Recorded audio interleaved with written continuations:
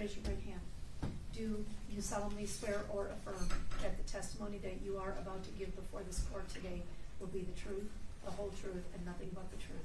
I do. Thank you. Please take your seat at the witness stand. Good afternoon. Hi. We're going to be asked some questions. Please wait till each question is fully asked before I respond. You only have one person talking at a time. Please try to avoid our natural tendency for nonverbal answers such as shrugs of the shoulder, nods of the head, as well as uh-hus and uh-hus, because those don't translate into the record. If there's an objection, please stop talking until it's resolved. Please keep your voice up, and if you would, please state your name and spell it. Yes, sir. My name is Eli Bowers. Last name is Bowers. First name is Eli. All right, thanks. Go ahead, Mr. Joseph. Thank you, Your Honor. Sir, what do you do for a living? I'm a special agent with the FBI in Detroit. And how long have you been a special agent with the FBI? Since 2015. And what are the scope of your duties as an FBI special agent? Well, currently I'm assigned just as a case agent, but one of my collateral duties, or one of a few, is assistant team leader for the evidence response team. Okay.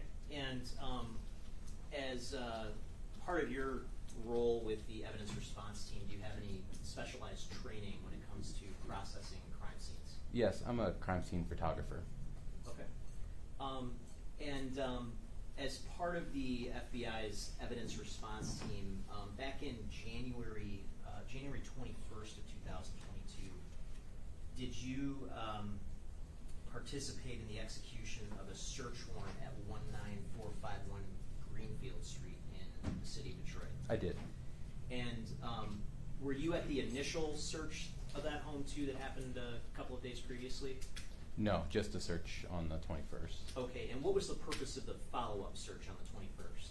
So the purpose of our search, our reason to be there, was to do to look for blood and saliva using some advanced techniques. And I say advanced meaning not just looking at and seeing it, but using some chemicals and some advanced like some ALS, which is some like different wavelengths of light to try to see things. Okay, and when you say ALS, you're referring to alternative light source? Yes.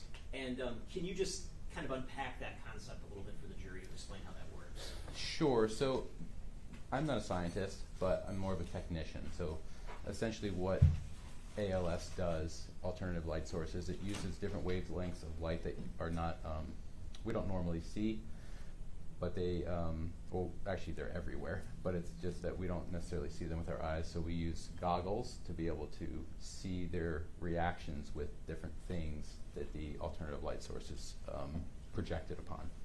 Okay, and is this sort of like, are you familiar with like black lights that, you know, people might know of commonly? Yes. Is that kind of along the lines of a black light? Yes, it's the same concept, right? How a black light will make something glow that would not normally glow to our eyes. Okay. In normal lighting. And the purpose of that is to detect, you're looking for potentially body fluids? Correct.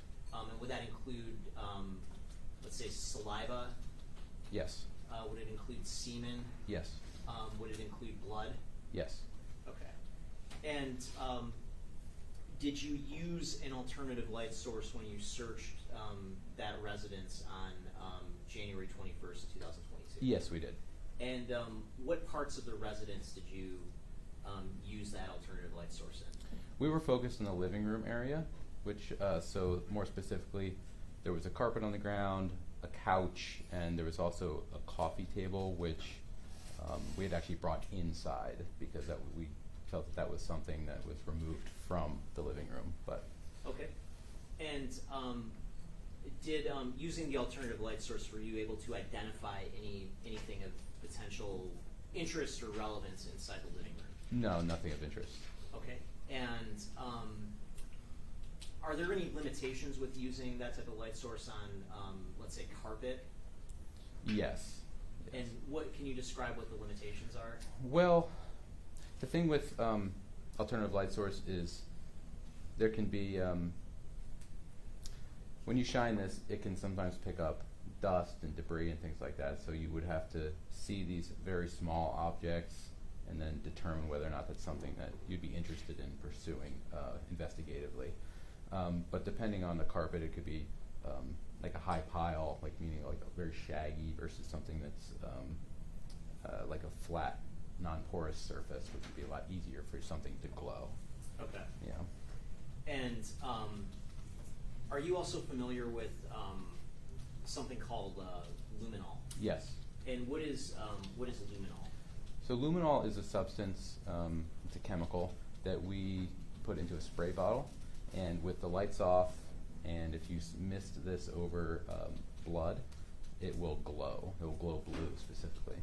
Okay. And did you apply luminol in any areas of the home when you searched it? Yes, the same areas I had mentioned before in the living room, we had also applied luminol to see if we'd get any reactions. Okay. And based on the application of luminol, was there any sort of reactions? I would say like positively for any type of blood. No. Okay. And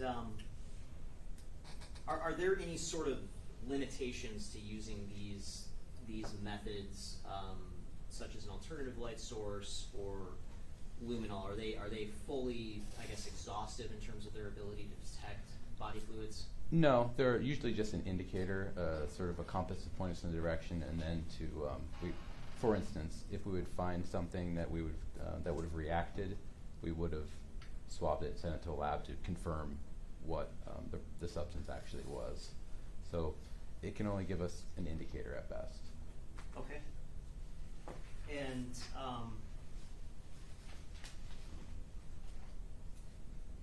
again, what was your overarching purpose for using these methods at this particular scene back on January 21st, 2021? Well, we were asked to do this search specifically of this area by the investigators in it. I was not sort of part of the investigative team at that point. I was just a technician working in this instance, and they were trying to detect if there were any bodily fluids or blood in that home, or specifically in the living room area, because the narrative they were working with at the time thought that there may be. Okay. And in terms of your ability as a technician to investigate that scene, if there had been a body present at that scene, would that have been helpful to further your investigation? Oh, yes. Thank you. Nothing further. Cross-examination? Good afternoon, Special Agent. Good afternoon. Now, you stated that you used the ALS, which is the alternative light source, and luminol in order to detect for bodily fluids such as blood. Yes. That's correct? Okay. Yes. And you would say that that's your first line of detection in order to determine whether or not there are bodily fluids using these methods? No, this would not be our first. Okay. What would be the first line of detection? I mean, I think it's sort of more common sense if Just you walk look in for it? and just see it with your eyes. Okay. Yeah. And you didn't see anything with your eyes, correct? No. Okay, so then it'd be fair that the ALS and the luminol would be a secondary line of detection? Yes. That's Okay. a good way to put it. Were there any other secondary methods of detection other than luminol or the alternative light source to determine whether or not there is blood in a particular area? Are you saying would there be, or any ones that we use? Any ones that you use? Not that we use Okay. typically. Sometimes a swab or something to see, but typically Okay. we'd only do that if we detect the presence with one of the other methods. Okay. Are you aware of any other methods that you may not use? Not that I know of. Okay. Did you personally, was there a dog that was brought in on the day that you were there to maybe sniff for particular bodily fluids? No. Okay. I don't believe so. And how long have you been using these detection methods? Me personally? Yes. Or, well, I joined the evidence response team in 2017 or 18, so Since then? 6 or 7 years. Okay. And if you know how long the FBI themselves has been using these detection methods? I don't know. Okay, but it predated your employment with the FBI, correct? Oh, yes. Okay. Yes. And would you say this is a pretty fairly reliable source of detection? Yes. Okay.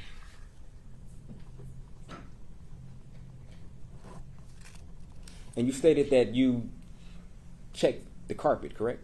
Yes. Okay, and you checked the couch? Yes. Okay. Did you check the walls? Yes. Okay. And they all yielded negative results? Correct. Okay.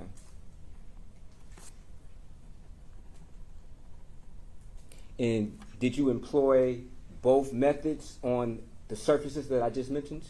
Yes. Okay, so that would be the ALS, the alternative light source, and the luminol, correct? Correct. Okay. Did you check anywhere else in the house? No. Okay. Did you personally do any DNA swabs? No. Okay. Did you do any fingerprint lifts? No. Okay. Thank you, Special Agent. No further questions. Thank you. You direct? No, Your Honor. You've got the children's jury. Okay. Pass it to the deputy. Counsel, please approach.